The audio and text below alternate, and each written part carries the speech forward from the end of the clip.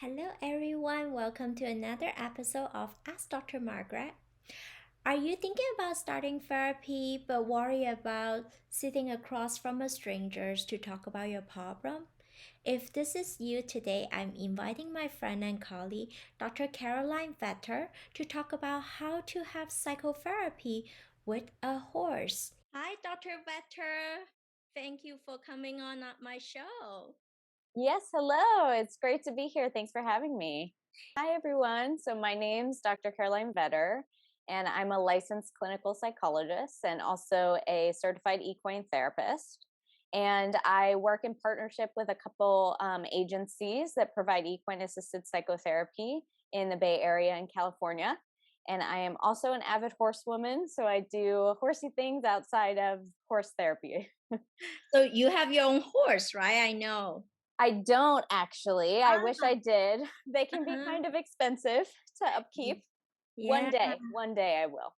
yeah. Well, thank you so much for, coming on the show and actually talking about what equine-assisted psychotherapy is. So what is it? How's that different from, let's say, playing with a horse or we go horseback riding? How's that gonna be different?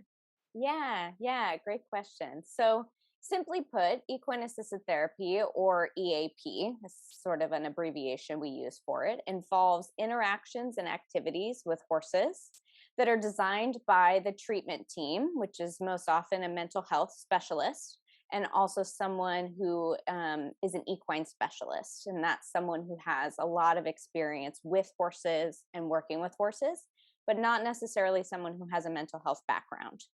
And so that treatment team and the client kind of create goals. And these interactions with the horses help the client work towards those goals. And so it's really about facilitating a process with the horses, that helps the client work towards their goals in treatment. So it's therapy, but with horses. So you mean we can actually do therapy outside of the therapy room without, having to awkwardly look at each other? Yeah, right. Isn't that cool? That Yeah. is So really cool. it's all outside, and it's the other thing that some people have noticed about what they like about equine therapy is that it's out in nature, right? So there is this piece of being outdoors in nature and with horses that in and of itself for some people is therapeutic. Yeah, so how does that look like? Like I'm a client, do I just come to, the ranch and then you arrange everything or how does that look like? Yeah, so the way that it works for me is I partner with a couple different agencies, and one of which is called Veterans and Equines Together. And I work with the equine specialist named Kim McLean, and she has a ranch over in Novato as well as horses. And so we will have clients come out to her ranch and for intake session, really, and we have them come out. We have a nice picnic table outside where you can see the horses, and we talk about, what brings you to treatment, what you're looking to work on, and then you get a little time to kind of go meet the horses and introduce yourself to them. Is an activity we always like to start with. Is just giving the client an opportunity to get to know the horses that they'll be working with, and then we kind of set up sessions from there. Um, and the amount of sessions you do is really up to what your goals are and what you want to do. And so you'd come out to the ranch then for each session. Okay, and I know you have an amazing video produced by Kim. Yes, yeah, Kim made an awesome video that really gives you an experience of what a session is. So it's a video of a veteran who experienced equine therapy. Mm. It'd be Shall great we for us take to a watch look? it. Yeah, let's watch it. Let's take a look.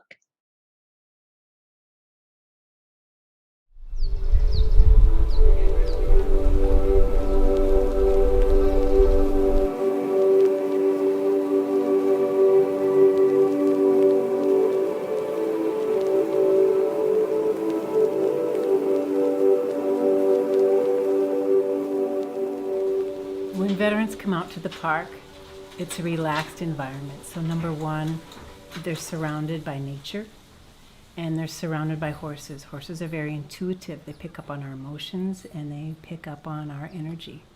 So the horses are a reflection of what's going on in the veterans' lives. My name is Mike Bose. I'm a Navy Vietnam veteran.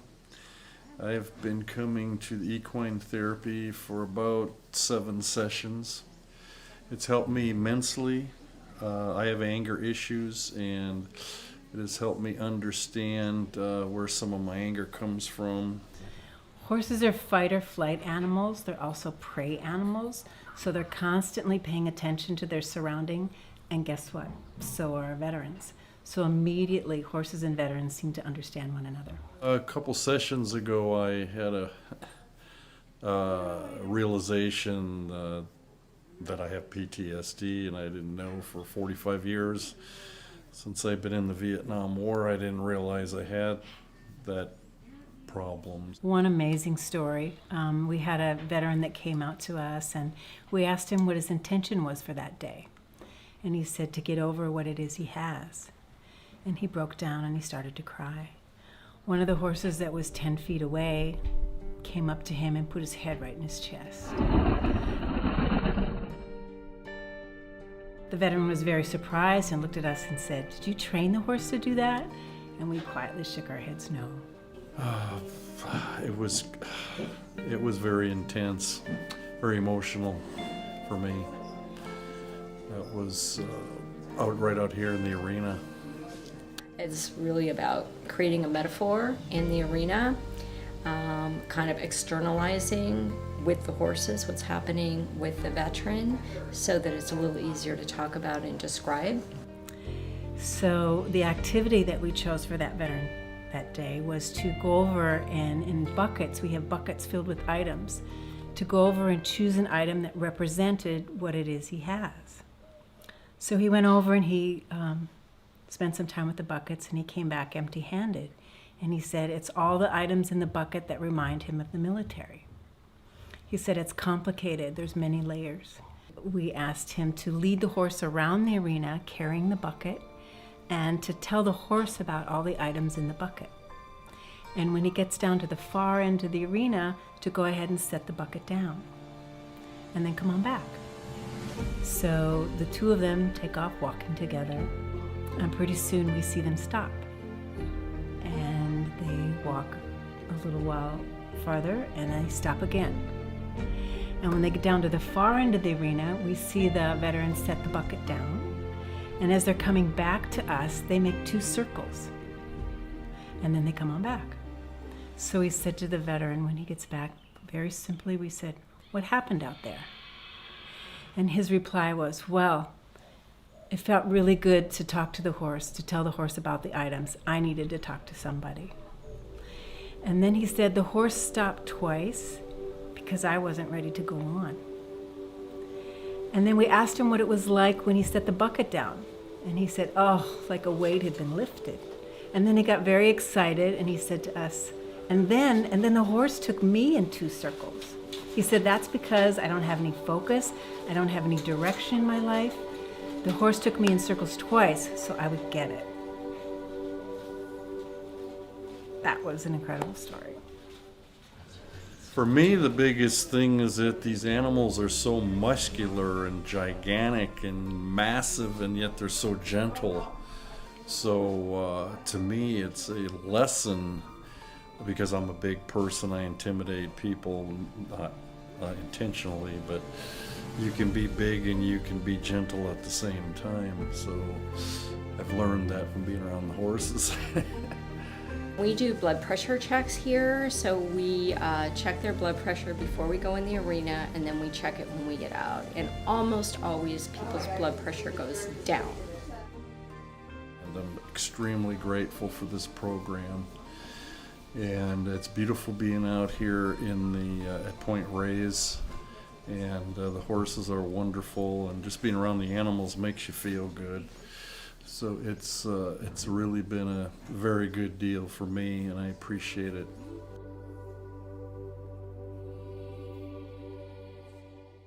Wow, so the video is really powerful. Yeah, isn't it? Really hearing about someone's experience doing equine therapy, I think, is the best way to learn about what the model is. because it's so experiential. And so in the video, you heard about, what can unfold in a session for someone. I really liked the session when he said, the horse can just feel me.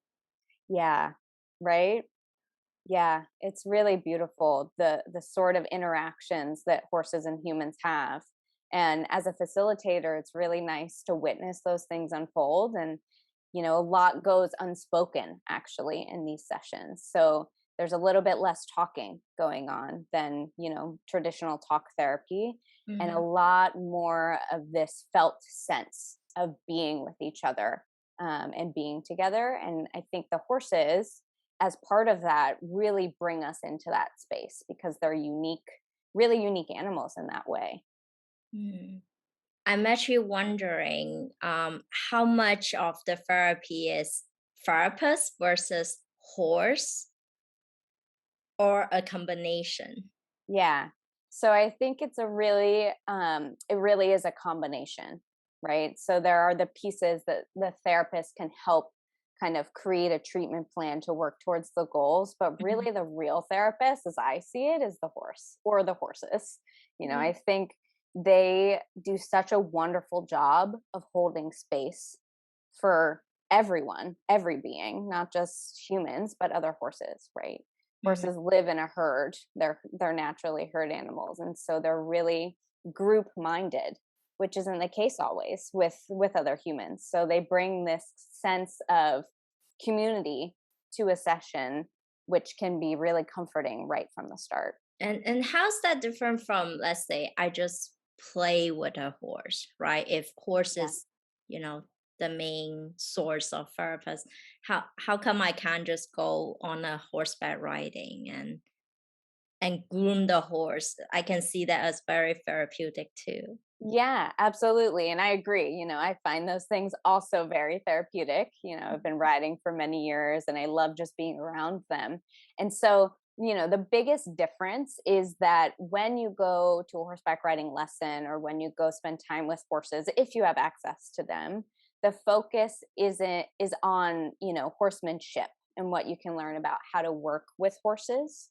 And Mm, in the therapy setting, it's really a focus more on you and your interactions with the horses and how you can work towards the change that you're wanting in your life. And mm, so, while interacting with horses might feel very therapeutic, it's different than the therapy setting because there isn't, necessarily a treatment provider present at a horseback riding lesson who's helping you work towards change in the same way. so that you can focus more on your emotions and the change of your emotion. Yeah, exactly.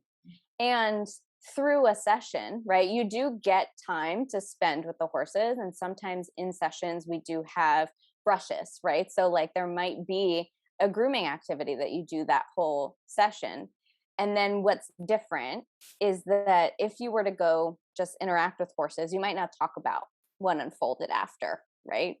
Emotionally speaking. But we really make time in the session as the facilitators to hold space to explore what came up for you. Mm. So what'd you notice while you were grooming the horse, or what were you thinking about, or what were you feeling? And sometimes clients will just break into tears, and then we get to actually process, what that was about. Yeah, yeah, that sounds so powerful. But Yeah. what if I've never interacted with a horse before? Is it still for me? Yeah, so great question. Also, it can be kind of daunting to think about going out and interacting with a horse if you've never been around them before. However, what I found is that many clients, even if they don't have horse experience, once they're actually out there and kind of getting to know the horses and seeing that even though they're large, they're really calm and gentle, um, any kind of worries about that interaction tend to disappear. And the other piece that I think is great about the model that I use of equine therapy is called the Gala. And that model is all ground based. So there isn't actually any horseback riding involved. So you don't have to have any experience with horses to be able to participate. And so all the activities are on the ground and all based on your comfort level. That's so wonderful to hear. So I don't have to worry about my safety or Right, our concern. My biggest concern is when I brush, you know, the bottom area, would they kick me, right. right? Yeah. And that is a concern, right? Especially like in movies or in TV, if that's your only exposure to horses. Some of those movies portray them as being pretty dangerous. And they Yeah. are big animals. And that part of the equine specialist role, the other piece of this model is that there's always two facilitators. And so the equine specialist is there to Mhm. really help with the safety piece. So they know these horses really well. And they choose them based on, their ability to kind of stay calm and interact with people. And so it's always set up to be safe. Now there's a risk with horses, right? Mhm. There's always that risk. However, it's always really thoughtfully created. Yeah, and I was just on my first horseback riding lesson last week, and I was Yeah. really surprised how calm the horse was. His name was Venus, and he was 20 years old, but he was just so calm. I Yeah. could brush him, I could, walk behind him, I could walk around him, I could do all this, thing around him, and he would just stay there. Yeah. That was Yes. amazing. That's Well, awesome. I, as a first time rider, I was freaking out. Right. Yeah. It can be really daunting, right? Because they are really big, especially when you get up close to them. Like seeing them far away, it's like, oh, but then you get up close, and unless they're a miniature pony, they're quite tall. They are, yeah, and they're really strong. Yes, they are really strong. Mm. And one of the things that I love about horses and always have loved is that they are really big and really strong, and yet they're so gentle. I Mm. mean, I've seen so many interactions with horses and really little kids or kittens or, really small animals that are just so gentle. Mm. And, at times they play, with each other, or they'll fight if you see horses in the wild, right? But they're always also very aware of each other at the same time. Wow. So why horses? I know we sometimes have like dog therapy, right? Or Mhm. I don't know if other people do therapy with other animals. So why horses, not other animals? Yeah. So part of the reason that I was drawn to working with horses is that piece around, who they are as beings, and that they are so large and yet so gentle. And the other piece is that they are herd animals, as I mentioned earlier, like they live in a herd. And so with that, they're really thinking about all the other people or horses that are in their herd. And sometimes the other herd members are actually us humans, and so they bring us into their herd. And they're also prey animals, so unlike dogs who are on the higher up in the in the food chain, the prey animals tend to be more vigilant of their environment and of other emotions happening around them for their own safety and for the safety of the herd. And so that actually gives them a really great skill of being able to pick up on what we're feeling and respond to that in a really non-judgmental way. And so we can learn from their, reactions to how we're showing up. We can learn about ourselves, which I think is really unique compared to what dogs or cats or birds or other animals could offer us.